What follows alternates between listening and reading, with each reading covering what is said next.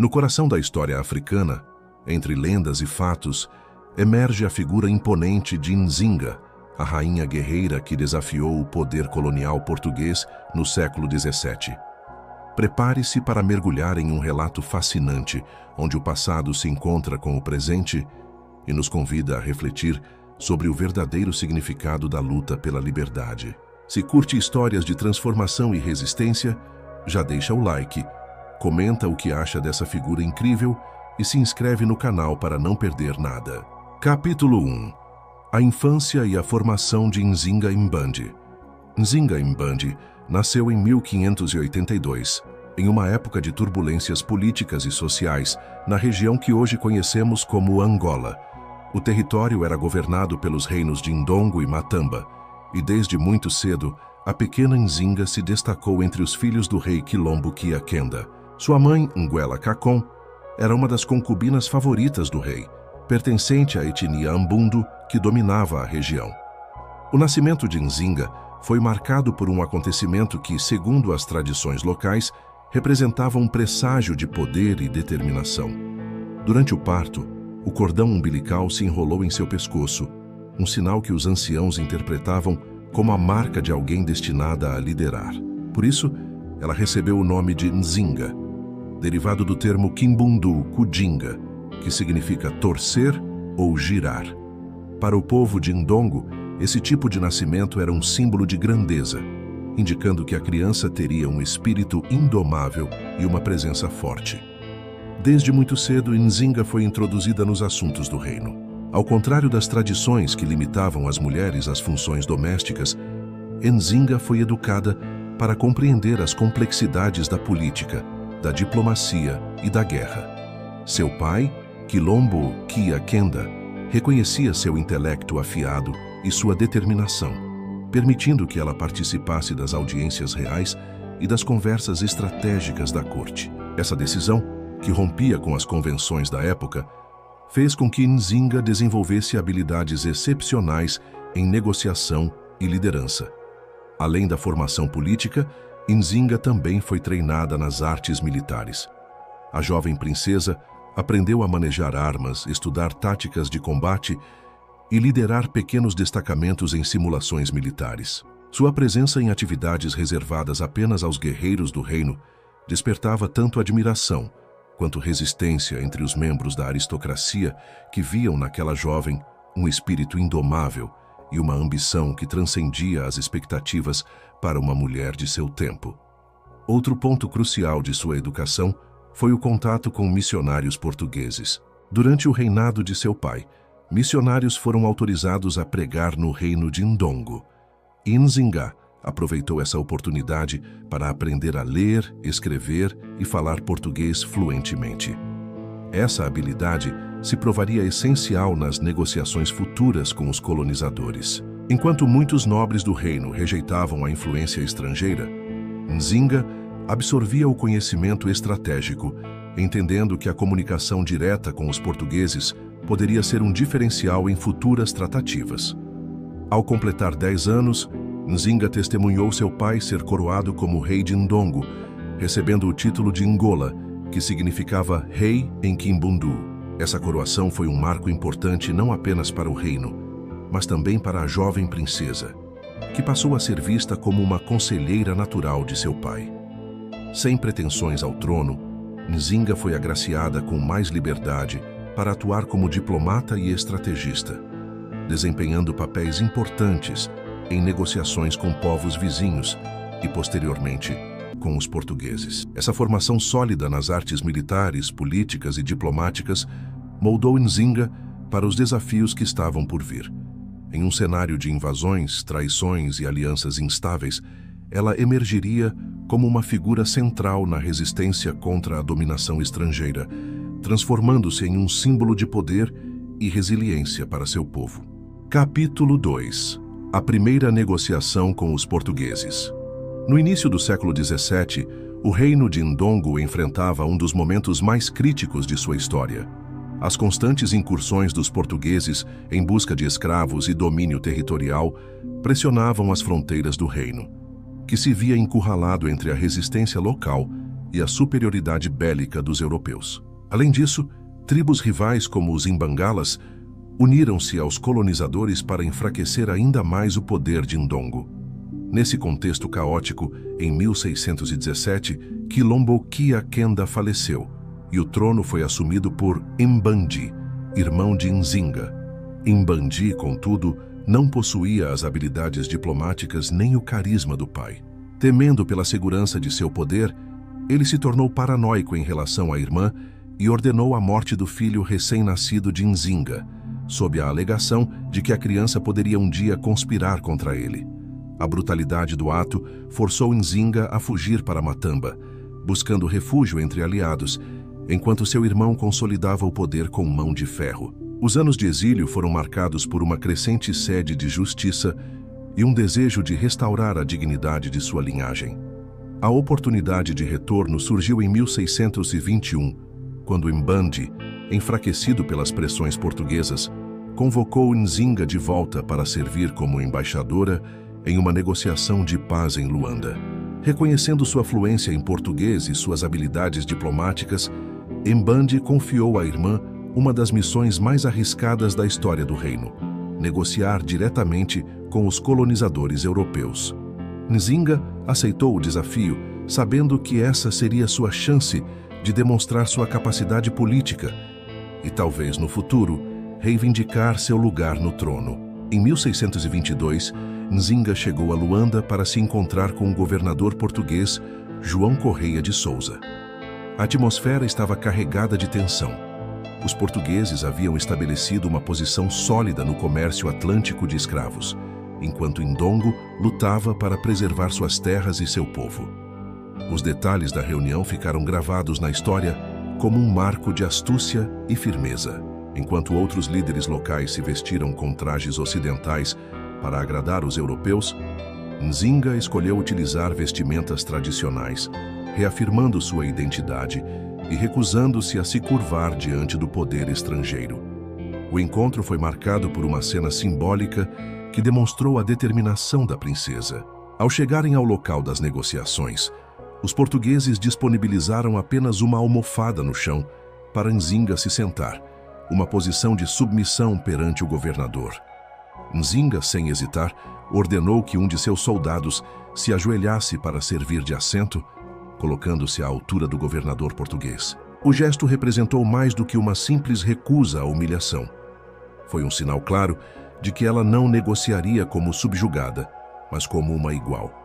Durante as tratativas, Nzinga se mostrou uma negociadora implacável. Usando seu domínio do português e seu conhecimento das táticas diplomáticas europeias, ela conseguiu estabelecer um acordo que parecia impossível até então.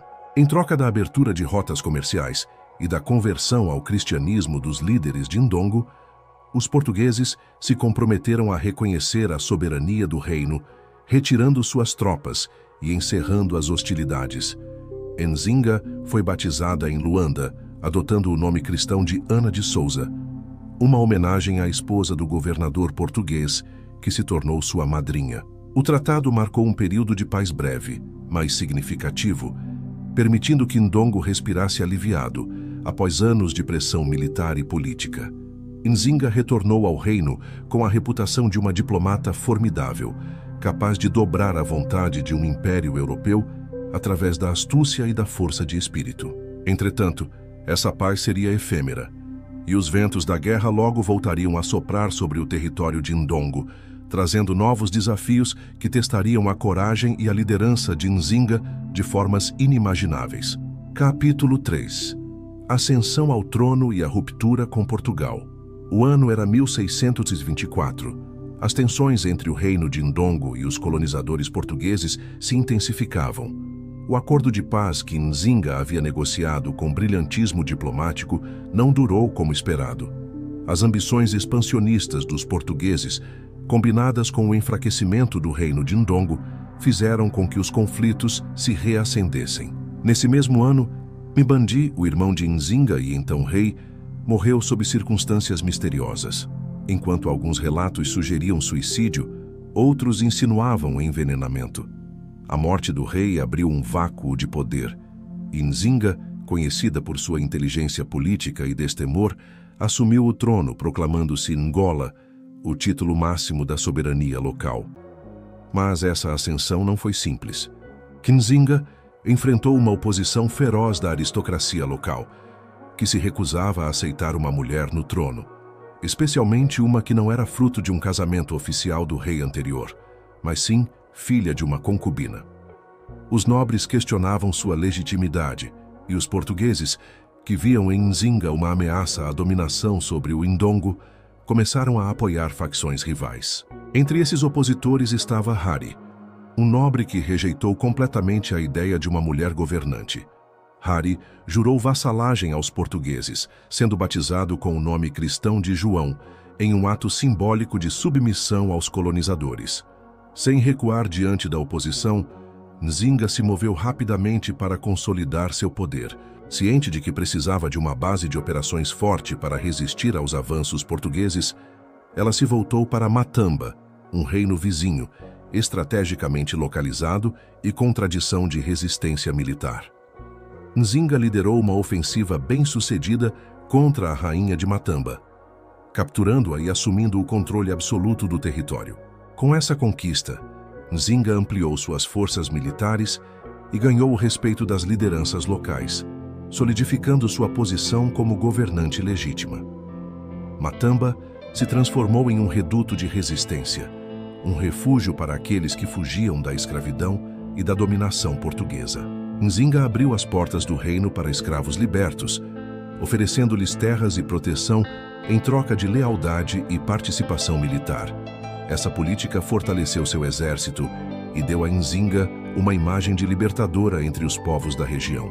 Sob sua liderança, Matamba floresceu como um símbolo de oposição ao domínio colonial, tornando-se um espinho constante nas ambições portuguesas. Ao mesmo tempo em que fortalecia sua base em Matamba, Nzinga começou a usar estratégias diplomáticas para enfraquecer seus inimigos. Estabeleceu alianças com mercadores holandeses, que, em busca de expandir seus interesses comerciais na região, se tornaram parceiros estratégicos contra Portugal. Esse pacto selou o início de uma guerra prolongada, marcada por batalhas ferozes e emboscadas em territórios disputados. A aliança com os holandeses também representou um avanço militar para Nzinga. As armas e o apoio logístico fornecidos pelos europeus permitiram que suas tropas atacassem posições estratégicas dos portugueses, levando destruição às rotas comerciais e às fortalezas coloniais. Nzinga, agora não apenas rainha de Ndongo, mas também soberana de Matamba, se consolidava como uma líder implacável, desafiando a lógica patriarcal e o poderio militar europeu com uma determinação que poucos poderiam imaginar. A tomada de Matamba e a consolidação de alianças externas marcavam um novo capítulo na trajetória de Nzinga. A resistência contra Portugal deixava de ser apenas um conflito militar para se transformar em uma luta pela independência, pela dignidade de seu povo e pela preservação das tradições locais. Nzinga estava decidida a não apenas resistir, mas também expandir seus domínios, reescrevendo a história de Angola sob o signo da resistência e da coragem. Capítulo 4. A Grande Aliança com os holandeses e a Guerra contra Portugal. Com o controle consolidado sobre Matamba, Nzinga percebeu que para desafiar o poderio militar português precisaria de aliados externos. Portugal, com seu arsenal europeu avançado e estratégias militares bem definidas, era um inimigo formidável. Foi então que Nzinga voltou seus olhos para os holandeses, que em pleno século XVII buscavam expandir suas rotas comerciais na costa africana, especialmente no comércio de escravos e marfim. Os interesses dos holandeses e os de Nzinga se alinhavam perfeitamente. Ambos queriam enfraquecer o domínio português. Em 1641, a Companhia Holandesa das Índias Ocidentais invadiu e ocupou Luanda, a capital do domínio português em Angola. Esta ocupação foi um duro golpe para Portugal, que perdeu seu principal entreposto comercial na região. Nzinga não perdeu tempo. Viu nessa oportunidade a chance de enfraquecer seu inimigo histórico. Firmou um pacto militar e comercial com os holandeses, oferecendo apoio estratégico em troca de armas e suporte militar. Os holandeses, por sua vez, reconheceram Nzinga como a legítima soberana de Ndongo e Matamba, fortalecendo sua posição diante dos portugueses e dos nobres locais. A aliança deu origem a uma campanha militar feroz. Em 1644, as tropas de Nzinga, agora reforçadas com armamentos europeus, enfrentaram os portugueses na Batalha de Ngolemi. A rainha liderou seus guerreiros com destemor, demonstrando habilidades táticas impressionantes. Os relatos históricos contam que Nzinga lutava na linha de frente, montada em um cavalo negro, inspirando seus soldados com sua coragem implacável. A vitória foi esmagadora, forçando os portugueses a recuar e abandonarem territórios importantes. Mas a guerra estava longe de acabar. Portugal, determinado a retomar suas colônias lucrativas, organizou um contra-ataque em 1646. Desta vez, os lusitanos lançaram uma ofensiva massiva contra Matamba. O conflito foi brutal, e Nzinga, apesar de sua estratégia aguerrida, não conseguiu manter todas as posições. Os portugueses capturaram sua irmã, Mucambu, numa emboscada traiçoeira e a usaram como refém para tentar enfraquecer a rainha. No entanto, a prisão de Mucambu só reforçou a determinação de Nzinga, que intensificou os ataques em busca de libertar sua irmã. Foi durante esse período que Nzinga mostrou uma astúcia diplomática extraordinária. Ao invés de recuar, ela reforçou suas relações com os holandeses, que enviaram novos reforços militares. Em 1647, os exércitos combinados de Nzinga e da Companhia Holandesa das Índias Ocidentais lançaram um cerco à fortaleza portuguesa de Massangano, um dos principais bastiões coloniais em Angola. Durante meses, os portugueses resistiram sob intensos ataques, mas a pressão das forças conjuntas quase os levou à rendição. Entretanto, o cenário mudou dramaticamente no ano seguinte. Em 1648, Salvador Correia de Sá, um poderoso militar luso-brasileiro, liderou uma expedição massiva para retomar Luanda e expulsar os holandeses da região. O ataque foi devastador. As forças portuguesas, muito superiores em número e armamento, reconquistaram Luanda, destruindo a presença holandesa e enfraquecendo os aliados de Nzinga. A derrota foi um golpe profundo, forçando a rainha a recuar para Matamba, onde reorganizou suas forças e iniciou uma nova estratégia de guerrilha contra os colonizadores. Nzinga, em vez de se entregar ao desespero, adotou táticas de guerrilha que se tornaram lendárias. Pequenos grupos de guerreiros atacavam caravanas portuguesas, destruíam postos avançados e sabotavam rotas comerciais. Essa resistência prolongada manteve os portugueses em constante estado de alerta, impedindo a completa consolidação do poder colonial em Ndongo e Matamba. Além disso, Nzinga aproveitou o conhecimento de terreno de seus soldados para criar emboscadas mortais, dificultando o avanço das tropas inimigas. A aliança com os holandeses pode ter chegado ao fim com a perda de Luanda, mas Nzinga não desistiu de sua luta.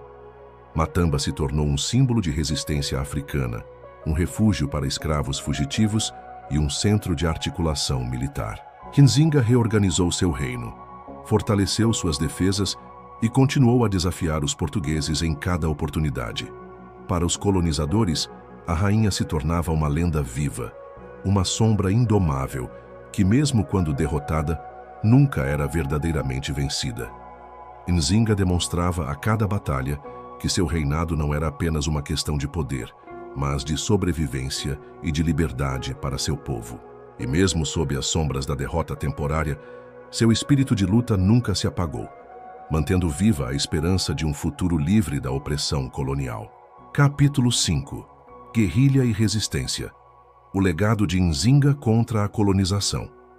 A perda de Luanda para as forças portuguesas em 1648 marcou um ponto de inflexão na estratégia de Nzinga.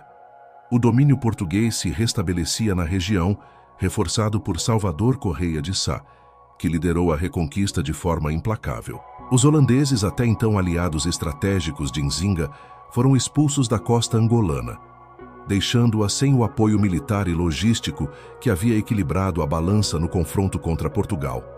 Mas, ao invés de se render, Nzinga reinventou sua estratégia de resistência. Em Matamba, Nzinga transformou seu reino em uma fortaleza impenetrável. As florestas densas, os rios sinuosos e o conhecimento profundo do território permitiram que suas tropas se movimentassem com agilidade, atacando de surpresa os destacamentos portugueses e desaparecendo sem deixar rastros. A rainha implementou táticas de guerrilha inéditas para a época. Ataques noturnos, emboscadas em trilhas comerciais e sabotagens em postos de controle. Ela liderava as campanhas pessoalmente, montada em seu cavalo negro, cercada por suas guerreiras de elite, as quilombas, mulheres treinadas para o combate que defendiam a soberania de Matamba com ferocidade. Durante anos, Nzinga conseguiu conter o avanço colonial em seus territórios. Enquanto Portugal expandia seu poder sobre outras regiões da África, Matamba permanecia um bastião de resistência. O reino tornou-se um refúgio para escravos fugitivos e opositores dos colonizadores. Nzinga oferecia abrigo e liberdade a todos que escapavam das plantações e fortalezas portuguesas, fortalecendo seu exército com novos recrutas motivados pela promessa de liberdade. Essa política desafiava diretamente o tráfico de escravos, uma das principais fontes de lucro dos portugueses, o que aumentou ainda mais a hostilidade contra ela. A rainha também usou a diplomacia com astúcia. Em 1657, após quase 3 décadas de conflito ininterrupto, Nzinga iniciou negociações com os portugueses. Ciente de que a guerra prolongada estava desgastando ambos os lados, ela se mostrou disposta a firmar um acordo de paz que garantisse a soberania de Matamba. As negociações foram tensas e Nzinga demonstrou novamente seu talento diplomático. Ela exigiu o reconhecimento de sua autoridade, a libertação de prisioneiros e o fim dos ataques portugueses a seus territórios. Embora os lusitanos hesitassem, a rainha se manteve firme, utilizando sua rede de espiões para antecipar movimentos militares e negociar de uma posição de força. Finalmente, um tratado foi assinado, selando a paz entre Matamba e Portugal. Nzinga, no entanto, não descansou. Mesmo sob um pacto diplomático, ela continuou a fortalecer seu exército e a expandir seus domínios, garantindo que seu povo nunca mais fosse subjugado tão facilmente. A rainha também incentivou o comércio com outras nações europeias, estabelecendo relações comerciais com os ingleses e holandeses, diversificando suas rotas e diminuindo a dependência das redes portuguesas. Essa estratégia fez de Matamba um centro econômico independente, capaz de resistir à pressão colonial. Nzinga reinou em Matamba até os 82 anos, um feito impressionante para a época, especialmente considerando os constantes conflitos e embates militares. Ela faleceu em 1663, mas seu legado perdurou. Nzinga havia criado um símbolo de resistência, um exemplo de liderança feminina em um continente marcado pela dominação europeia. Seu nome ecoou por gerações, inspirando movimentos de libertação que surgiriam séculos depois. A história de Nzinga não é apenas sobre guerra e resistência, mas também sobre estratégia, diplomacia e uma liderança visionária que desafiou um dos maiores impérios da época. Ela provou que a determinação e a coragem de um povo podem desafiar até mesmo as estruturas de poder mais opressivas. Capítulo 6. O legado de Nzinga. De rainha guerreira a mito histórico. Após a morte de Nzinga em 1663, aos 82 anos, seu legado se consolidou como um símbolo de resistência e liderança feminina em toda a África. Embora a rainha tivesse garantido a paz com os portugueses nos últimos anos de seu reinado, os desafios políticos e sociais que ela enfrentou não desapareceram com sua morte. O reino de Matamba, fortalecido por suas estratégias de resistência, continuou a existir como um centro de poder relevante na região, mas não sem enfrentar novos conflitos internos e externos. Sua sucessora, a irmã Mucambu, que adotou o nome cristão de Bárbara, enfrentou uma era de instabilidade logo após assumir o trono. A ausência de uma figura tão forte quanto Nzinga fez com que os opositores da liderança feminina se reorganizassem, questionando a legitimidade da nova rainha. Durante o curto reinado de Bárbara, que durou até 1666, o reino de Matamba experimentou divisões internas, impulsionadas pela aristocracia que não aceitava facilmente uma sucessão feminina em tempos de crise. O processo de cristianização, iniciado por Nzinga e consolidado com o apoio dos missionários capuchinhos, trouxe não apenas uma nova perspectiva religiosa, mas também um ponto de tensão entre os grupos tradicionalistas e os convertidos. A nova fé, embora promovida por Nzinga como uma estratégia diplomática, não foi totalmente aceita pelas elites locais, que viam na tradição espiritual ancestral uma fonte de identidade e resistência cultural. Após a morte de Bárbara, Matamba mergulhou em uma guerra civil, que se estendeu até 1671, resultando na integração gradual do reino ao domínio português. A promessa feita por Nzinga de manter sua linhagem no poder foi frustrada pela política colonial e pela divisão interna, que enfraqueceu a posição de Matamba como uma potência independente. A influência europeia cresceu de forma constante, culminando na subjugação completa do território, que se tornou parte da Angola colonial. Nzinga, no entanto, permaneceu viva na memória coletiva dos povos ambundos e além. Suas táticas militares e sua habilidade diplomática foram preservadas em histórias orais, canções e celebrações tribais que atravessaram os séculos. Durante o período colonial, e mesmo após a independência de Angola, Nzinga foi constantemente evocada como símbolo da luta contra a opressão. No século XX, os movimentos de libertação nacional que emergiram na África fizeram da figura de Nzinga um ícone revolucionário. Sua capacidade de liderar homens e mulheres, mesmo em uma sociedade tradicionalmente patriarcal, inspirou líderes que buscavam desafiar as estruturas coloniais e afirmar a identidade africana. Seu retrato, vestida como guerreira, tornou-se um emblema da resistência angolana contra o domínio português. Historiadores modernos têm revisitado sua trajetória com um olhar mais crítico, destacando sua dualidade como estrategista militar e diplomata habilidosa, mas também reconhecendo os desafios éticos que enfrentou ao negociar com traficantes de escravos e ao liderar campanhas contra tribos rivais. Sua complexidade como líder, que soube jogar com as regras impostas pelos colonizadores para proteger seu povo, demonstra sua genialidade política e sua determinação inabalável. Hoje, Nzinga é reverenciada como a mãe de Angola, e seu legado é celebrado não só em Angola, mas também em toda a diáspora africana. Sua história, embora envolta em lendas e mitos, permanece um testemunho da capacidade de resistência e da luta pela liberdade contra um dos impérios coloniais mais poderosos da história. Sua vida não foi apenas uma batalha física contra os invasores, mas também um combate simbólico contra a subjugação cultural e a imposição de uma narrativa europeia sobre a história africana. Nzinga continua a inspirar gerações que buscam compreender e valorizar a luta contra a opressão e a afirmação da identidade africana. Se gostou desse vídeo, curta, comente o que mais chamou sua atenção e se inscreva no canal para acompanhar mais histórias profundas como essa.